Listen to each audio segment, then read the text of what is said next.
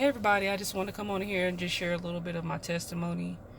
Um, One thing that I can say is if you pray to God with a pure heart, with pure understanding, um, you would just see that He answers you. He will answer you. It might not be right then and there, but He will definitely answer you. Um, just a little bit about me, a background. I used to smoke, I used to drink, um, cussing and carrying on, arguing, fighting, angry. Um, and this one day I was sitting in an apartment we used to live in, and I was sitting there and I was smoking weed. It was me and my husband, and there was a knock at the door, and I'm just looking like, who the heck is that? But I went to the door, and when I opened the door, it was a Hispanic gentleman standing there, and he said, "Good evening, ma'am." He said, "I'm from the church that's right down the road from you, and we're just going house to house, and we're just letting people know about our church." And I'm like, okay, but it was kind of awkward because it was like 4:30, 5 o'clock. So usually when somebody goes to somebody's house, it's usually in the morning time. And he knocked on the door and he just said, I just want to talk to you a little bit. Are you, do you believe in Jesus Christ? And he was just preaching to me at my door, and I know that he knew that he had to come and knock on my door. That knock was for me. And he ministered to me, and he said, it's a diverse church. Come on down if you get a chance. And he closed the door. And when he closed the screen door, I closed my door, and I didn't realize it, but I was crying, and I didn't know why I was crying. Just fast forward, I started working at a job, and still smoking, still drinking. And one day I was smoking, and I just heard something tell me that I just needed to stop. I had something that I had to do, and it was just kind of weird how it just came over me. It was like, you have something that you have to do, and I was like, okay. It's like I had to go somewhere, and in my mind I saw myself traveling down this path. So I didn't understand it at the time. So I'm like, okay. Well, as time went on, a friend of mine, she introduced me to an online ministry.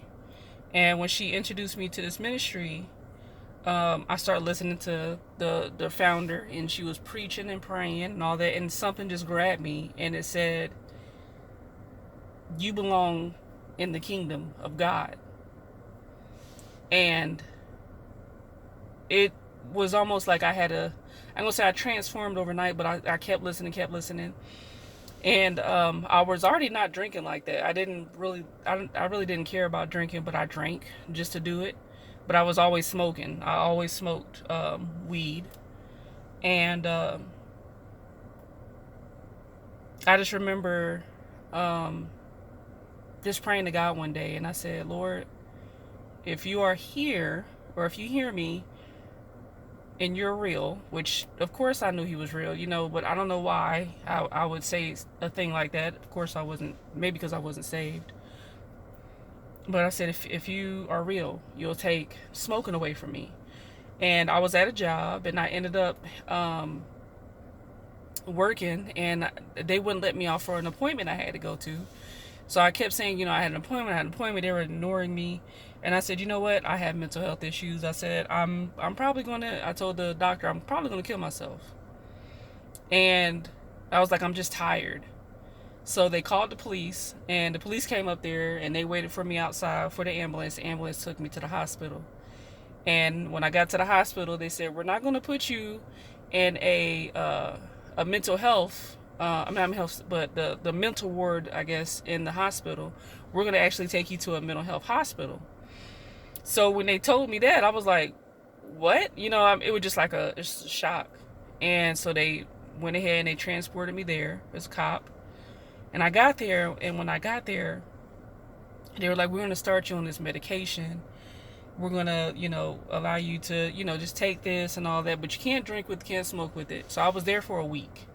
And the entire week that I was there, it was, I asked for the Bible. And they said, well, we don't have an actual Holy Bible, but we have the Book of Psalms, and it was just like, Psalms and all that. So I sat there and I read it, and one of the people that worked there, they had a book, and it said something about strongholds of the enemy. I sat there and I read that, read it. Still taking medicine. So when I had got out, I was like, I'm going to smoke again. Well, I ended up taking the medication and I smoked, and I had like the worst trip ever. Like, they had to call the ambulance, and I was just flipping out. So that was the last time that I smoked marijuana. But as time went on, like in my walk, things started to change. I remember having dreams since I was younger. Like, I've had a lot of dreams that I can still remember. I'm 35 now, that I can still think about, and I know exactly how this dream went, how it felt. Well, one night my husband, it had to been like, it was like wee hours in the morning. I think he worked like third shift, and I was laying down asleep. No, I take that back. He was going into work because it was still dark, so he had to be to work about like 5 in the morning. But I laid down and I went back to sleep. And in my dream, and I can't make this up, and it was just crazy. I laid down, I went to sleep, and in my dream, me and my husband were driving around. I'm on the passenger side, he's on the driver's side, and we're in this red Range Rover or Land Rover, and we're riding around, and it was a storm, and it was like the clouds got real dark, and we were over by like a gas station that's around the local area. And we were around the gas station, and all of a sudden it just got dark, and the trees started swaying. And I was like, man, that's a really bad storm. So my husband couldn't go a certain way because the road was blocked. So he had to turn around and go in a different direction. Now, the direction he went, it wasn't like in a familiar place. Like, I've never been to this place. But it was like a gray building, didn't have any windows, just a gray building. And it was women outside, and they were praying. And so I told my husband, I said, you got to stop the car and let me out, because I have to pray with them. And when I looked up, it was a tornado coming. They were praying the tornado away. And I was like, I got to get out. So he stops the car. He never gets out the car. And I get out, and then I go over to where they are, and they're still praying, So I start praying too. And suddenly the clouds cleared up, and the tornado went away. Well, one of the ladies, she looked and she said, look, it's an angel in the sky. So I could see something, but like in like a split second, I came face to face with Jesus. And I know a lot of people, they don't believe me. I tell this to everybody that I've come across. Some people don't want to hear it, but he was like this. He was this close to me, and he didn't say anything. He didn't have to say nothing, but I felt it was like love. It was like authority. It was strength. And he had fire. It was a flame of fire in his right eye. And he's just looking at me, and I'm looking at him, and he had like olive colored skin and wispy hair. And I blinked, and when I opened my eyes, like a blink, and I opened my eyes again, and then his skin changed into like a dark color. And then his hair changed into like a afro-y texture. But the flame in his eye never went away. And the seriousness and the strength and the love and the authority never went away either. So when I saw it, I saw him, not it. When I saw him, it was so crazy. And it was like,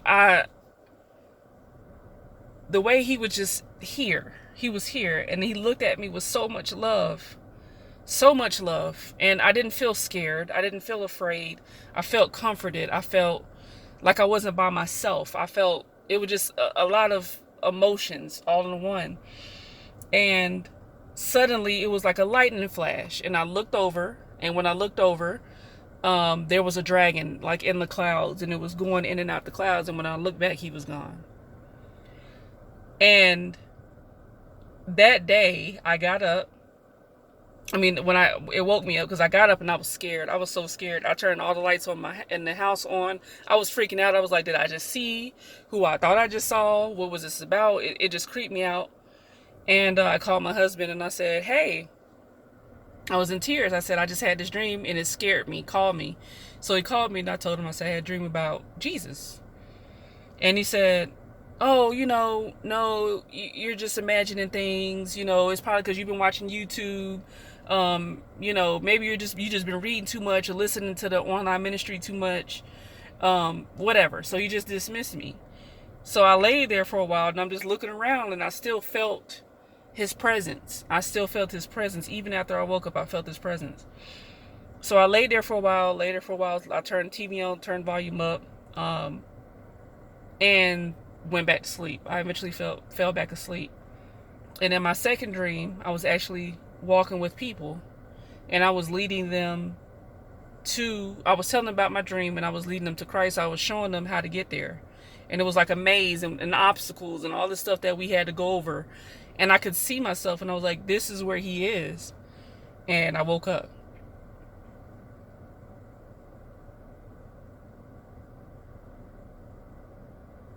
And I went to my church because I was actually going to church on and off. I wasn't faithful going to church. And I went to church and I told my pastor, I said, I'm pretty sure I have a calling on my life. And not to spread the gospel. But when God gave me the calling, when he put this in my spirit, he said, I have to do outreach. It has to be outreach. And my pastor, I remember he said, are you sure? This God is not somebody to play with. I said, I'm absolutely sure. I'm positive. I had this dream. I told him about the dream. I told him about what happened. And he said, okay. So I had to present myself before the church. Went through some classes, but this is all after I got baptized, saved. And so I became a minister. I tell everybody this dream everywhere that I go. It could be at work. It could be somebody I just met. It could be my mom. It could be my family. And I tell them about this dream. And nobody seems to want to believe me when I say that I saw him. Nobody wants to believe me when I say that he's coming again. And I keep telling people he's coming. He's coming again. And it's not a joke. It's not something to play with. He's coming. He will come. And nobody's listening. Nobody's listening. And, I preach the word that he gives to me. And I don't feel like a lot of people's listening. The reason why I wanted to come on here and I want to share that dream is because I know there's a lot of individuals on here who say that they struggle from something. They are suffering from something, They're trying to, cut loose an addiction. Or, they're having second thoughts or, about what's true and what's not. And I can tell you right now, if you pray to God, I'm a living testimony. If you pray to God and you ask him to remove something, he's going to do it. If you ask him to show you something, he's going to do it. And I just encourage everybody on here, I always put, motivational things. Sometimes, meet with me returning back to work and everything. But I just want to let you know with the sound of my voice that God has everything under control. What you're going through, everybody is fighting something. There's something that we're all battling. It could be an addiction. It could be a relationship. It could be financial things. It could be something like that. But I know that there is a God. And I know that we have a God the God that we serve can handle it all. It gets tiresome sometimes. It gets stressful. You might get a little depressed sometimes, but just hold on to God. Hold on to him. Hold on to our Savior. He will never leave us, nor will he forsake us. He is here. He is here. He dwells here. He is with us. He watches over us. He protects us. He guides us. So if you're going through something, just stop. Be still and let him work it out. And this is something that I'm having to tell myself over and over. Stop. He's going to handle it. He's going to take care of it. He's going to solve it. There's nothing that I need to stress about, because if David can beat Goliath, then you know what? I can beat my enemy. If the Israelites could defeat all the armies and all these other ones that try to overtake them and possess their land, I know that there is a God that fights with me. He fights for me. And I know that no weapon formed against me shall prosper. And I know that no weapon formed against you shall prosper. Just hold your head up high. And just walk with the Lord. Walk with him. Don't run without him. Don't let, sometimes he's got to walk ahead of us. But I'm just telling you, just be still and allow the Lord to work it out, and he's going to work it out. I have so much more of my testimony. I have so many dreams I can share. I have so many things that I can share with you. But I know that today somebody needs to hear that God is not going to leave you. He hears you. And one of the things that I had struggled with and sometimes still do struggle with is waiting. It's not our timing, it's his timing. But you know what? You're going through something. But I promise you, there is a blessing right around the corner for you. You just need to hold on. There's a blessing right around the corner for you. You just need to hold on. God is going to work it out.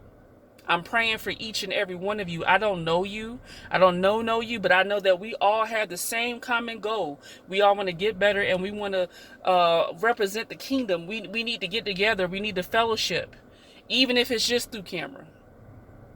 But God bless you. I hope to share more. I don't know how to do the editing on YouTube or anything like that, but I just wanted to personally share this video with you. God bless everybody.